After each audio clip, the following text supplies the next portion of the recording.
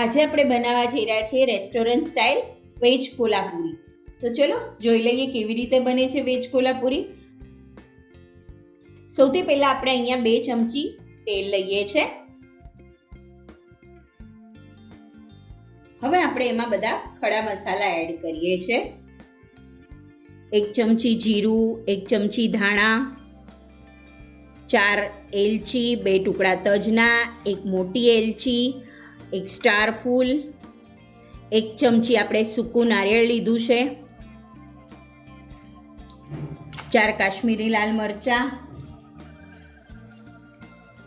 ખસખસ અને કાજુ લઈએ છે.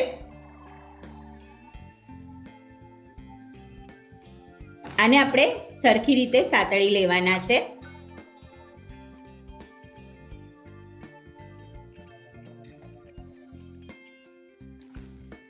સરસ શેકાઈ ગયું છે. હવે ગેસ બંધ કરી અને આપણે આને એકદમ ઠંડુ કરી લઈએ છીએ અને પછી ક્રશ કરવાનું છે. હવે આપણે નેક્સ્ટ સ્ટેપમાં બધા બાફેલા શાકભાજી છે એને સોતે કરી લઈએ. અહીંયા હું 3 ચમચી તેલ લઉં છું. અહીંયા મેં ફણસી, ગાજર, ફ્લાવર અને વટાણા આ બધા શાકભાજીને મીઠું અને હળદર નાખી અને થોડા બોઇલ કરી લીધા છે. હવે એને 1 થી 2 મિનિટ માટે આપણે સાતળી લઈએ છે.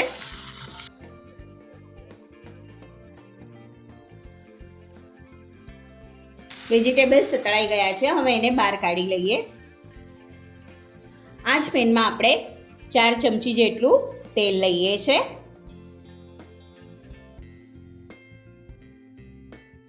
હવે એમાં 1 કાશ્મીરી લાલ મરચું એડ કરીએ છે.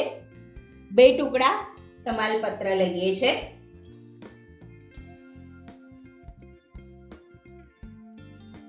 1 ચમચી વાટેલું લસણ લઈએ છે. હવે એને સાતળી લઈએ.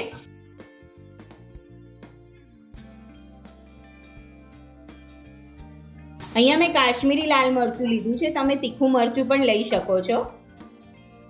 હવે એમાં 1 ઝીણો સમારેલો કાંદો એડ કરીએ છે.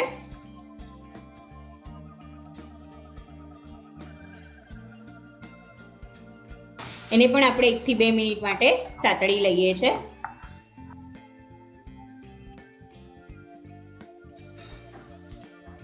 હવે એમાં આપણે સ્વાદ પ્રમાણે મીઠું એડ કરીએ છે. 1 ચમચી કાશ્મીરી લાલ મરચું એડ કરીએ છે.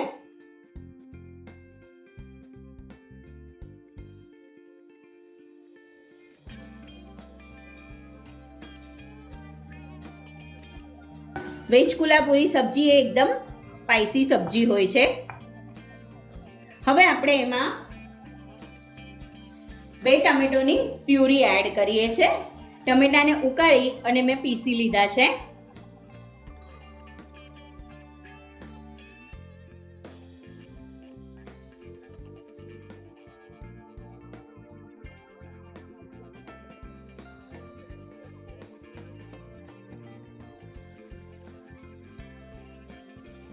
એક થી 2 મિનિટ માટે આપણે એને ચડવા દઈએ છે. હવે આપણે જે કોલ્હાપુરી પેસ્ટ રેડી કરી હતી એ એડ કરીએ છે.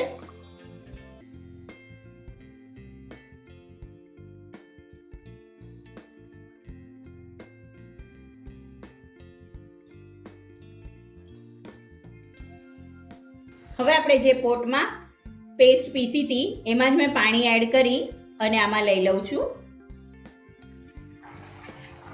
હવે આને આપણે 1 થી 2 મિનિટ માટે ઉકળવા દઈએ છે. તમે જોઈ શકો છો સરસ તેલ છૂટી ગયું છે.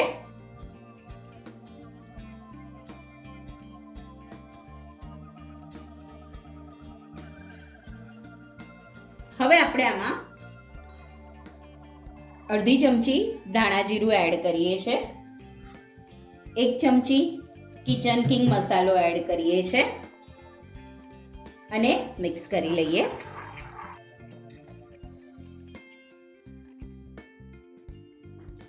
હવે આપણે એમાં બાફીને સોતે કરેલા શાકભાજી એડ કરીએ છે.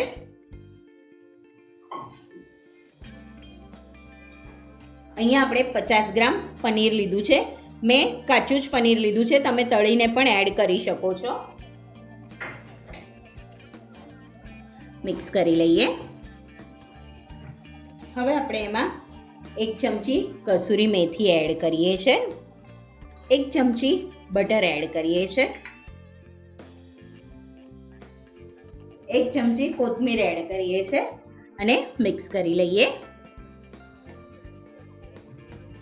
બધું સરસ મિક્સ થઈ ગયું છે. વેજ કોલ્હાપુરી તૈયાર છે. નાઉ સર્વિંગ ટાઈમ.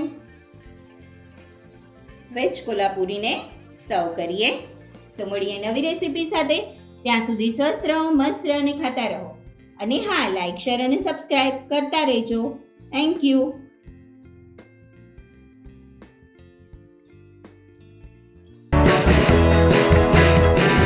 લાઈક કરો, શેર કરો, સબસ્ક્રાઇબ કરો.